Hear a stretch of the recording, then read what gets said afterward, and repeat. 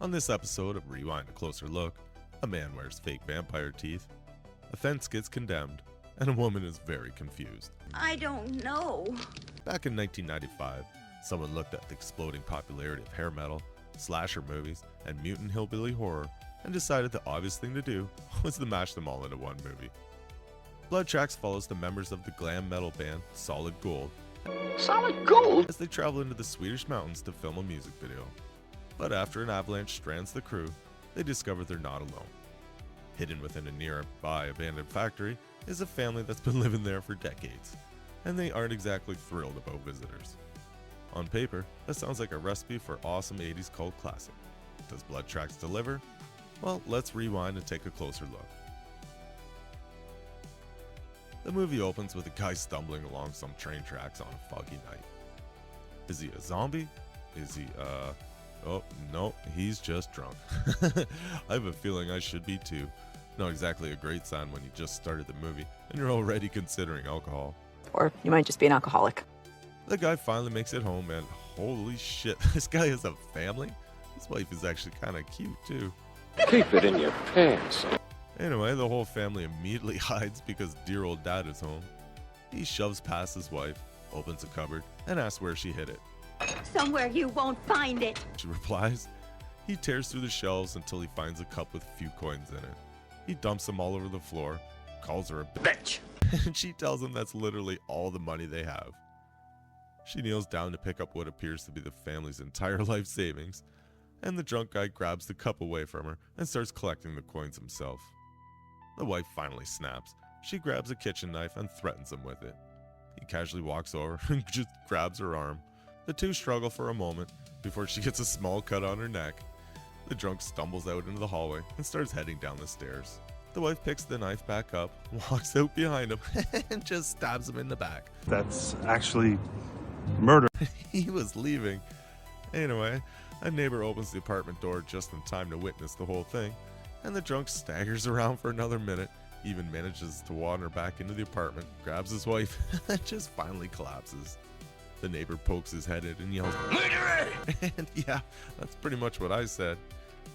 The wife quickly rounds up her kids and runs off into the night, while the neighbor continues yelling after her. One of the children gets singled out by name, Lee, and the kid has one hell of a limp. We fade to a snowy mountain landscape as the narrator explains that the family has been hiding out here for 40 years. Wait, what? Only the mother killed somebody. She made her kids spend 40 years hiding in the mountains because she committed murder? Jeez, mother of the year right there. The narrator continues, telling us that intruders are now approaching. We see a convoy of vehicles driving through the mountains, and the title card appears. And then a surprisingly awesome metal song kicks in. The credits roll over the vehicles and, hey, it's not white text over black screen. Progress. Honestly, this song kind of rules. It's so good I'm making it the background music for the rest of this episode. The convoy arrives at a mountain chalet where a crowd of people immediately swarms the vehicles asking for autographs.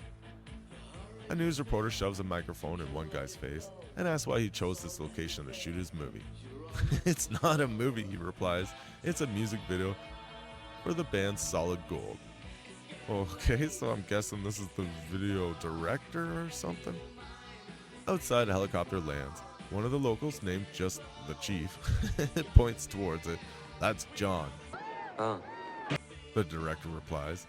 Was this guy expecting the director to know who John was? Back outside, the guy from the helicopter, John, takes his sweet time walking towards the chalet. We keep cutting back and forth between him and the band members, just watching him walk. What's the deal with this guy? Is he famous or something?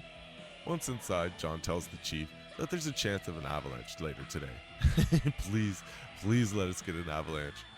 Sadly, I highly doubt that's gonna happen. Actually, has anybody seen that David Hasselhoff avalanche movie? I kind of remember it being okay. Let me know in the comments. Oh, right, Blood Tracks. Where was I? John and the local guide argue about whether it's safe to head up the mountain, and then the director just cuts them off and basically says he doesn't care. He's got a tight schedule. They only need one day. It'll be fine. The chief reluctantly agrees and tells John that he'll be their guide. The director heads off to check the supplies, and John just looks confused. What supplies is he talking about? A woman quietly explains that the manager's talking about his crate of scotch, because apparently he refuses to travel without it. Is that supposed to be a joke? Maybe they're trying to show us how pompous this guy is? Maybe it's just setting up his eventual death, or more likely, it's a throwaway scene that means absolutely nothing. Meanwhile, somewhere else on the mountain, a guy hangs a condemned sign on a fence. So, does that mean the fence is condemned? That's hilarious. He immediately ignores his own sign, climbs through the fence, and enters a huge abandoned factory. He wanders around in the dark for a while, passes another scary warning sign, and walks around in some more darkness. He finally turns the lights on and just keeps wandering around. His objective here? Unknown. Deep inside the factory, the hidden family hears movement thanks to an alarm made out of string and tin cans. One of them thinks it's just an animal. The mother quietly says, That's no animal. as our mystery man continues wandering around with seemingly no purpose whatsoever. One of the family members grabs a knife and heads out after him. Unfortunately, this particular family member appears to be the village idiot. He makes so much noise stomping around that the intruder hears him coming and even sees his shadow. The guy grabs a pipe, turns around, and absolutely levels the mutant freak with it. Kind of pulled an Uno reverse card on that one. The mutant eventually gets back up and tackles the guy. The two wrestle around for a bit before falling off a catwalk. Yeah, on the catwalk, yeah. The oldest son, I think this is Lee, and the mother show up just in time to chase the intruder down. Lee tells his mother that his brother is a maniac. Anyway, the intruder's dead. The mother tells her family they almost got discovered, and sure, he's been living in this abandoned factory for 40 years. Wouldn't prison have been the better option? I'm not even going to question it anymore. I'm just going to assume that they somehow have access to food and clothing and medical or even dental treatment. Our production crew heads out, scouting locations when the director Bob spots the abandoned factory we were just at sitting off in the distance. He points at it and says that's exactly what he's looking for. John quickly shuts that idea down. You can go there, but just don't go inside. The whole place could collapse any day. Good advice. The crew drives a little farther along when we see Lee disposing of the body from earlier. Meanwhile, Bob finds another location up on top of the mountain and immediately starts barking orders. All the women disappear into the tiny trailer to do the hair and makeup, and after what feels like an eternity, they finally step outside and holy shit, these girls are way underdressed. We then finally meet our band, Solid Gold. And yep, definitely an 80s hair metal band. The music video starts, and I can't help but notice that lead singer has to be about 5 feet tall. It's weirdly distracting. The video goes on, and considering how much effort they went through to find this gorgeous mountain location, they barely use it at all. It's mostly just shots of the band, occasionally cutting to the backup dancers slowly freezing to death. Then we get a quick glimpse of the dead guy Lee dragged out inside earlier. He just left the body lying there, conveniently right beside the music video location. That's probably not coming up later. Then, the avalanche I've been waiting for. Awesome. John hears it and immediately walks right into the camera shot, forcing Bob to yell cut. John points towards the avalanche, then calmly explains there's nothing to worry about because the avalanches don't happen where they are. Then why'd you ruin the shot? Oh, whatever. It doesn't matter! The band decides they're freezing and wants to take a break. Yeah, that seems reasonable. I'm ready for a break too.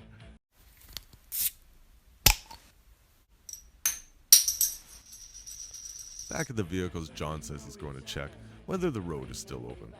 One of the dancers named Susie asks if they're trapped. John says not to worry. If the road is blocked, he'll just fly everyone out in the helicopter.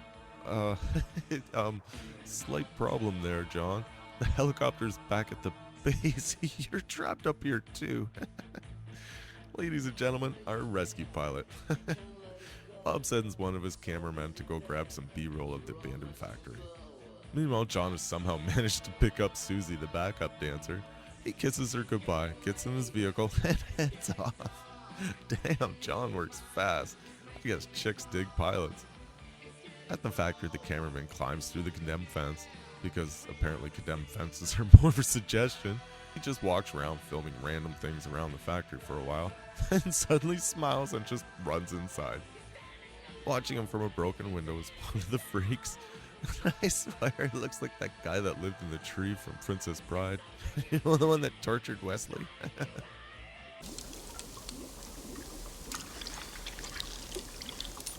Back on the mountain, everyone heads into a conveniently placed cabin to warm up. Bob eventually realizes that the cameraman has been gone a suspiciously long time. So he just sends another crew member to check on him, because apparently nobody owns a walkie-talkie. Back at the factory, the cameraman is still wandering around filming random things. The mutants quietly stalk him from the shadows. The second crew member reaches the condemned fence, doesn't see anybody, so naturally, he climbs through it too. One of the mutants suddenly swings some kind of metal post or something and knocks the cameraman to the ground. The second guy wanders around yelling for him, and a few moments later, the cameraman comes limping out of the fog. Hey, what the hell happened to you? Don't know. Fair enough. The two of them immediately decide that they've seen enough and climb back through the condemned fence. Back at the conveniently located cabin, everyone is drinking and partying and having a good time. When the two guys return from the factory, the cameraman says he took a nasty fall. Everyone rushes over to check on him, except Bob. Bob couldn't care less. His first question is, What the hell happened to the camera? priorities. Then, holy shit, another avalanche. Nobody seems overly concerned though. Bob listens for a second and says, it just sounds far away. It'll be fine. He grabs the radio and starts trying to call John. Meanwhile, one of the couples that has been making out all afternoon decides now would be a good time to sneak out to one of the vehicles to, Gonna do it? Back inside, nobody can raise John on the radio. Someone says the mountains are blocking the signal. More likely, you're all just idiots. He ain't lying. Bob finally getting frustrated. Oh, Jesus Christ. I just went off of this mountain. And wait a second, your vehicles are parked right outside.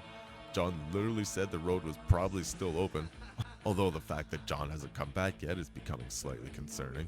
But it doesn't matter! Because, yep, another avalanche. This one comes crashing straight into the cabin and buries the vehicles. Okay, now we're trapped. Everyone runs outside looking for the couple buried in the car. Inside the vehicle, the two are understandably panicking. Eventually, they hear everyone digging them out and they calm down a little. The woman starts digging through the snow coming in the window and finds a rabbit? What? Okay. What? A little while later, the couple is rescued, brought back inside, wrapped in blankets, and somehow they're just perfectly fine. Bob finally says something completely rational. He tells the guys still struggling with the radio to Look, forget it. I mean, those guys down there know that we're up here. They know more about what's going on than we do. I mean, they'll come and get us. see, for one brief shining moment, Bob is the smartest person in the movie. I am so smart. I am so smart. Then he immediately tells the guy to go put some music on. The radio guy refuses because he's too busy sulking. Bob grabs the boombox himself, and the party starts right back up.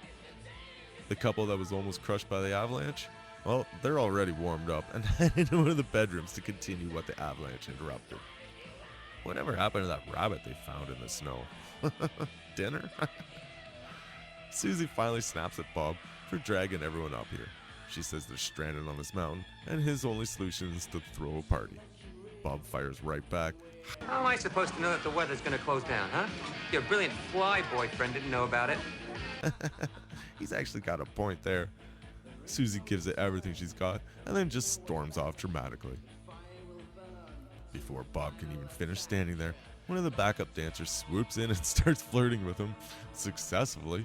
Dang, Bob, not bad. The two start dancing while the cameraman interrupts them. He says he's finally fixed the camera and there's something on the film Bob needs to see. Bob doesn't care, not even a little. He grabs his new dance partner and walks away. As everyone starts handing out food, the cameraman shows his footage to someone else instead. The guy watches for a few seconds and shrugs. I don't see anything. It's too blurry and the screen's too small. One of the sound guys suddenly decides he just wants to go outside and record the sound of an avalanche. Okay. Wouldn't you want some video to go with that? Whatever. It Nobody even questions him. Nobody's even slightly concerned that this guy is voluntarily walking out into the middle of an avalanche zone. Didn't we just learn this lesson? As he's about to leave, another backup dancer called Carrie kisses him and tells him to hurry back. And oh no, this dude's dead for sure. He heads out in the snowy woods with his recording gear. It's completely silent until crunch, crunch, crunch. Footsteps in the snow. I actually kind of like this scene. The woods are quiet. The only thing you hear is the footsteps and the little audio meter bouncing around on his recorder. It's generally kind of creepy. Then the movie immediately ruins it because somehow he's just at the abandoned factory. Apparently he followed the sounds of the footsteps all the way there. Or, I don't know, maybe just look for the actual footprints in the snow. Seems way easier. Whatever. It doesn't matter! Back at the cabin, the cameraman is still trying to convince everyone there's something on his tape. We even get to watch the footage ourselves, and honestly, I don't see anything either. He explains that a steel girder just didn't fall on him, it was thrown, meaning somebody or something is inside that factory. Everybody watches the footage again, this time in slow motion, because apparently no one ever thought of that. Sure enough, there's a face hidden in one of the frames. Well, I guess he wasn't crazy after all. Meanwhile, Dave, the sound guy, he's still wandering around the factory. Why the hell would you go in there? You have zero reason to. Actually, you have several reasons not to. John said the place was ready to collapse. The fence is condemned, and your buddy just got attacked in there. And yet, here you are, walking around like an old guy getting his morning laps in at the mall. The mutant family quietly watches him from the shadows. After Dave's been gone for a while, Carrie heads outside to look for him. She quickly makes it to the condemned fence. She climbs through and starts searching the factory. Dave? Dave? Dave? Dave's not here! Dave can't answer because one of the mutants suddenly grabs him by his head, kills him, and drags the body away, leaving his sound equipment behind. After wandering around for a little while, Carrie finally finds Dave's gear. She picks it up and decides it's probably time to leave. Unfortunately, leaving this place turns out to be a lot harder than getting in. The factory is huge, pitch black, and now the entire mutant family knows she's there. Back at the cabin, Bob and the cameraman are discussing the mysterious face they found on the tape. They decide everyone should stick together from now on. Then, they suddenly remember Dave and Carrie are both outside. Ooh. A little late for that realization. Bob figures the mountains are blocking the radio signal, so he and the cameraman decide to hike up to higher ground and try contacting John. Sure, now we're splitting up again? Down in the valley, the chief hangs up the phone and turns to John. Wait, what the hell is John doing here? Wasn't he just leaving to check on the road? Ugh, whatever. It doesn't matter! The chief tells him somebody picked up a faint radio transmission, and all they can make out was movie crew and big trouble. Back at the conveniently located cabin, Carrie returns carrying Dave's recording equipment. She tells everyone she found it inside the factory, and now she's starting to panic. Dave could be lying in there hurt. One of the band members does his best to comfort her.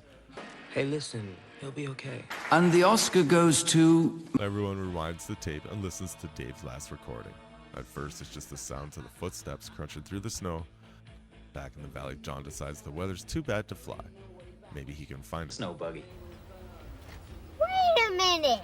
So you already know these people were stranded, and your solution was to do nothing? Oh, jeez. John's kind of an asshole.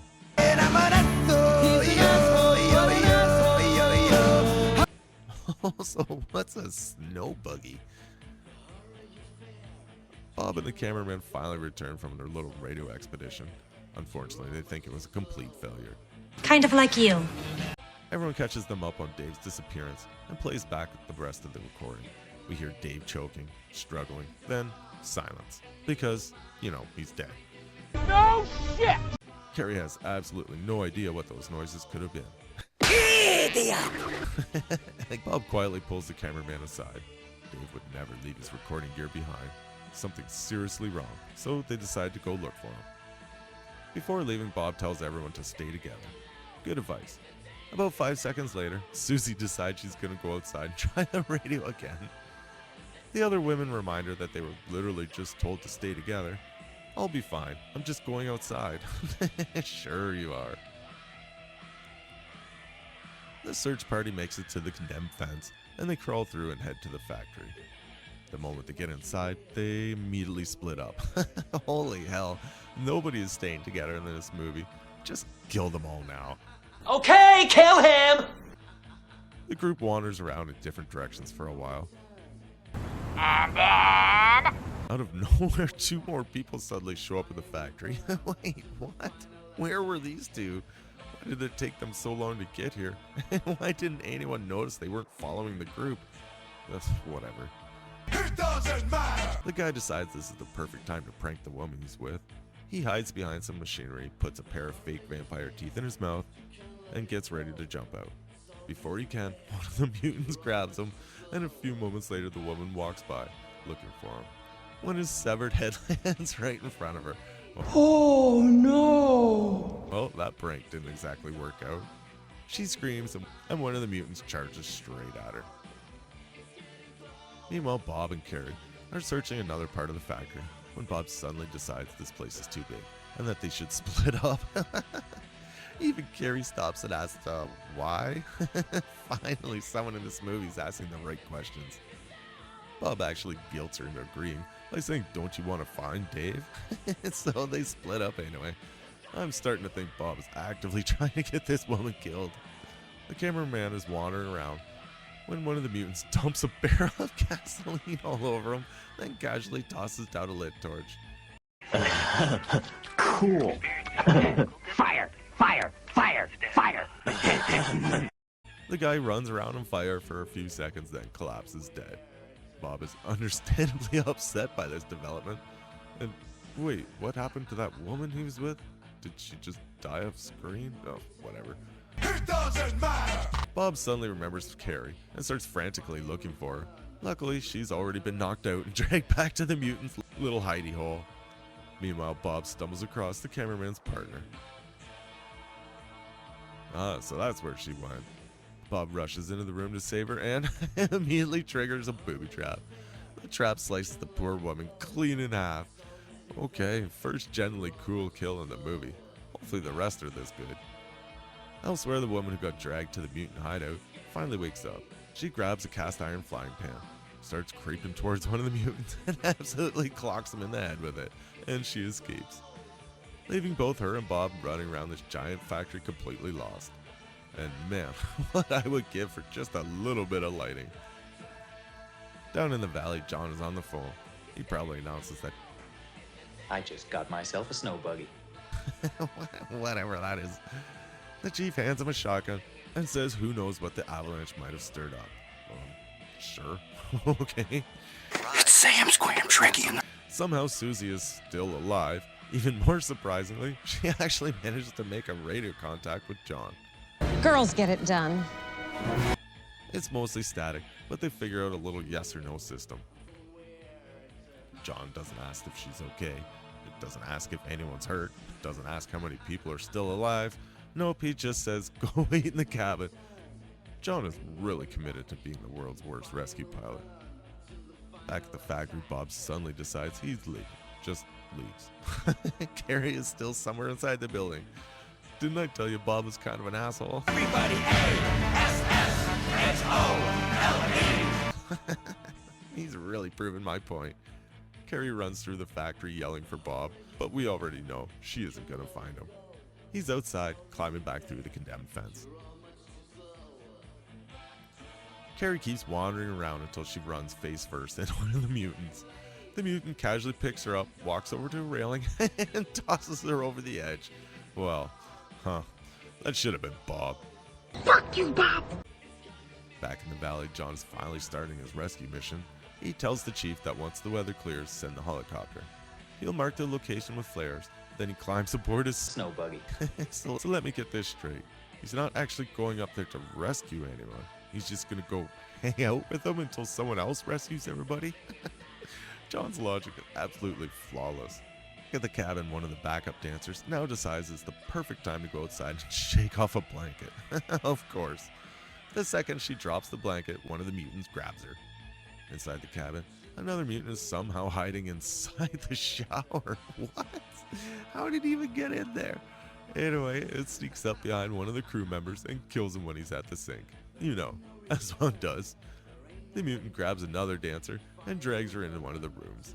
He hides in the corner with his hand over her mouth until another dancer comes downstairs to investigate. Then the next thing we know, the dancer's just dead. The mutant's gone, and the woman who came looking for it just kind of wanders around. I don't even think she noticed the body. Again, lights, people. Outside, John is still making his way towards the cabin on his snow buggy. Well, if there's anybody left by the time his slow ass gets there. At this point, I'm starting to think John is secretly one of the Freak brothers. If that turns out to be true, I'm gonna freak.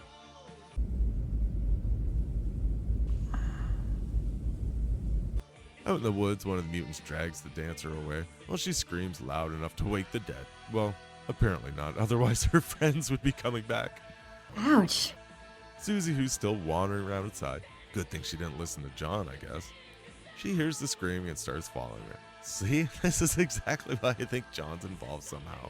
Every piece of advice he gives gets somebody killed. More snow buggy footage. Back at the cabin, Bob finally returns. He wipes the blood off his face with some snow and heads inside. There he finds the last surviving dancer. I think her name's Sarah, but before they can really talk, John finally arrives on his snow buggy. John walks in and finds Joe and Sarah hugging. They're both covered in blood and look like they've been through hell. Bob tells them that there are animals or people or something inside the factory, and he thinks that everyone else is dead. John's first question, where's Susie? Bob just shrugs. John hands him a rifle and a box of flares. He tells Bob to wait for the helicopter, then lays out the flares, and off John goes to find Susie. Well, there goes my theory that he's one of the mutants. Turns out he's just kind of a shitty guy. Back at the factory, the mutants drag the captured dancer inside. Meanwhile, Susie climbs through the condemned fence. She follows the woman's screams through the factory, and if you listen really carefully, one of the mutants actually lets out what sounds exactly like a Beavis laugh.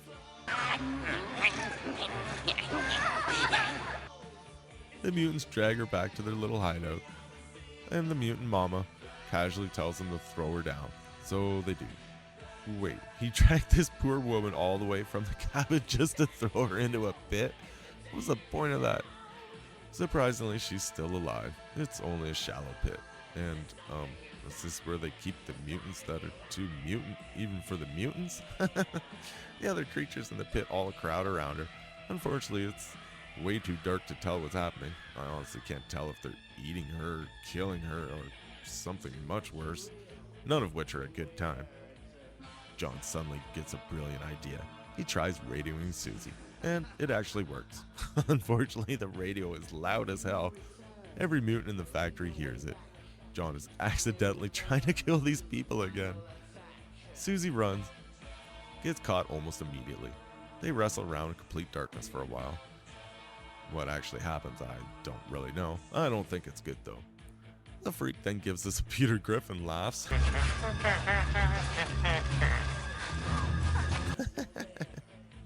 John finally arrives, climbing through the, you guessed it, condemned fence.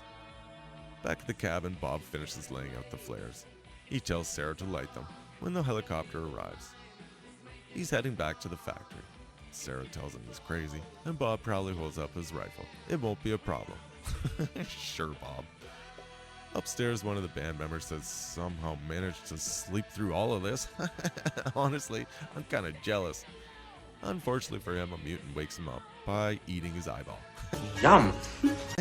Sarah heads upstairs looking for him. She tries waking him up, and when that doesn't work, she actually yells, "Police? Police! What?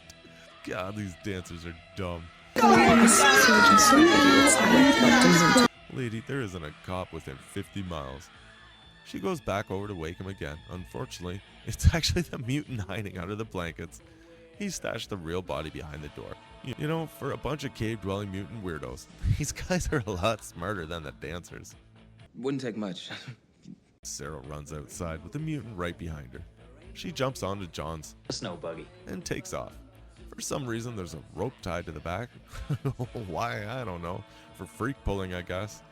The mutant starts climbing towards her, and he finally reaches the Snow buggy. grabs Sarah, and the whole thing crashes. They roll around in the snow for a while, and that's pretty much the end of Sarah's subplot. It's about damn time.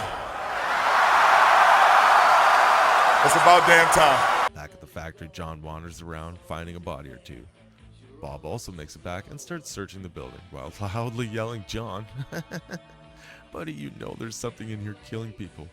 Maybe, just maybe, a little stealth might help." Of course, John can't hear him. He's downstairs near where the mutant burned that cameraman. John tries reaching Susie on the radio again, and no answers. So he switches channels and calls the chief in the helicopter. "Bring guns." The chief's like, "Okay, no problem. No questions asked." He says all he's got is his handgun, but he's already on the way. John isn't really thrilled about that. That's bad. I got things going on here you wouldn't believe.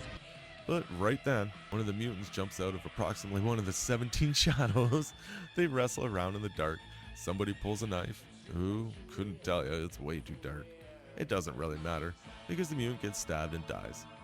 As John limps away with the knife in one hand and flames behind him, it's actually a pretty cool shot. I'm assuming the fight was supposed to be lit by the fire, but it just wasn't. Back in the mutant hideout, Lee returns and absolutely tears into his mother. She says she had no choice. People just kept showing up. Lee's like, "You idiot. If you just left them alone, they would have left." You know what? Freak Boy has a point. Lee tells his mother they have to stop his brothers.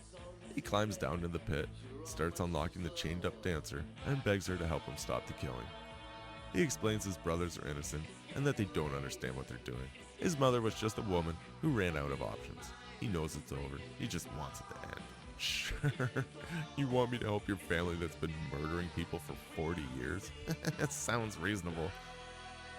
Meanwhile, Bob sneaks up behind the troll from The Princess Bride. Where am I? The pit of despair. Don't even think. Don't even think about trying to escape. Back in the pit of despair. Round of applause for that segue. Bob demands to know why all this is happening. The little mutant just squeaks a little toy at him. Bob slowly realizes this isn't some evil mastermind. It's basically a giant man-child, and honestly, it's kind of sad. For a second, it looks like Bob understands this poor guy is just as much a victim as everyone else. I'm the victim! A surprisingly touching moment. And there it goes. Bob unloads his rifle into him while yelling, "Why?" What reason can there be? And the Oscar goes to... Lee and his mother hear the shots and come running. Lee casually tosses an axe, hits Bob square in the forehead, and Bob falls off the catwalk. Yeah, on the catwalk. Well, that's the end of Bob. Goodbye, Bob. Somehow Susie is now down in the freak pit. She tries freeing the chained up dancer, but she can't get the restraints off. She promises she'll come back with the police, then climbs out. Not long afterward, Mutant Mom attacks the dancer. They struggle, knock over a gas lamp, and suddenly the entire room is on fire. Cool. Fire! Fire! Fire! Fire! Mutant Mom gets tossed in what can only be described as the raging inferno of one gas lamp. The dancer runs, tries climbing out through a tiny hole, and gets caught on a piece of rebar for all of about 2 seconds. Why was that even a thing? Ugh, whatever. Lee finds his mother, extra crispy. He takes it better than I expected. He immediately runs off after the dancer. Meanwhile, she's sprinting through the factory, yelling for John. Is John even alive? Honestly, I forget. Oh, right, he's over by the fire. He yells back, the two meet up and hug, and wait, that's Susie? The other dancer's still in the pit? Oh man, there's so many people in this movie that just disappear and reappear. Between that and the lighting, it's almost impossible to keep track. Anyway, the other dancer comes screaming across the catwalk. On the catwalk, yeah. Triggers another booby trap, and well, I guess that we don't have to go looking for her anymore. Outside, the helicopter finally arrives. The chief radios John asking where he is. John tells him to land at the factory. No problem. Wait, what about Sarah back at the cabin with the flares? Is she still alive? Whatever.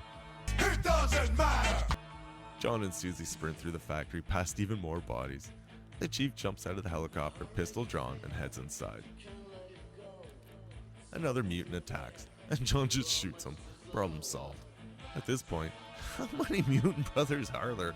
I don't remember Mama Freak running away with an entire football team of kids. Does that mean they were breeding? The chief gets jumped by another mutant. They wrestle around in the dark for a while, and I'm sensing a pattern.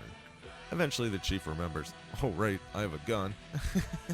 Problem solved. John and Susie run across the catwalk. Yeah, on the catwalk.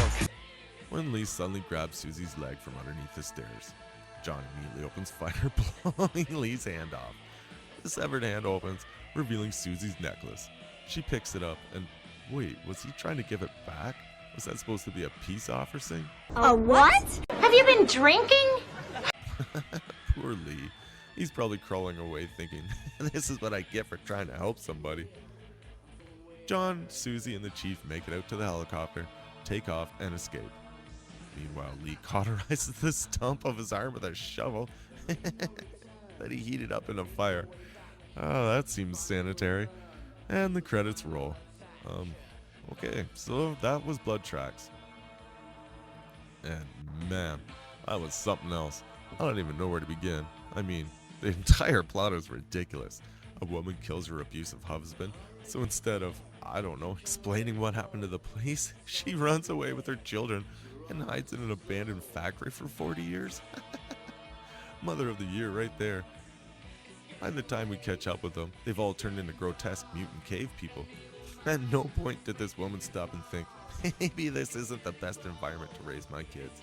And why didn't the kids ever just leave? Whatever. The music video is actually kind of a clever way to get everyone stranded out in the middle of nowhere, but once the killing starts, the band just kind of disappears. Unless they died during one of those scenes where it was so dark I couldn't actually tell what was happening. Now, let's talk about John. What the hell is with that guy? He made so many terrible decisions, I honestly started wondering if he was secretly one of the mutant brothers. Turns out, nope, he's just really bad at his job. That said, the movie isn't completely without its charms. Some of the kills are actually pretty creative. The opening metal song absolutely rules, and every once in a while the movie accidentally stumbles into a genuinely creepy scene. Unfortunately, those moments are few and far between. So if you're looking for a movie about a strange family living in a hidden place, while unsuspecting people wander into their nightmare, I'd honestly just watch The People Under the Stairs instead. It's a much better movie. I really need to stop watching these old Italian horror movies. Oh, wait a minute. This isn't Italian? Wow. Okay, that surprised me. It's Swedish?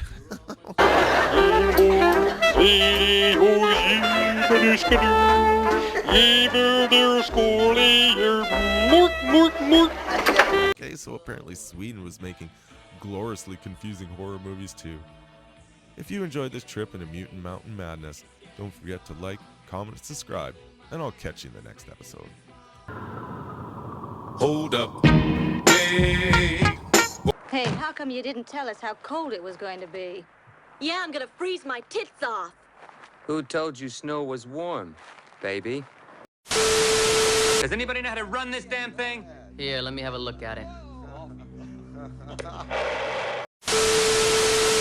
Well, I'm sorry, but I can't make anything out at all. The trouble with all you sound guys is you're all blind. Well, at least I've got ears. Huh?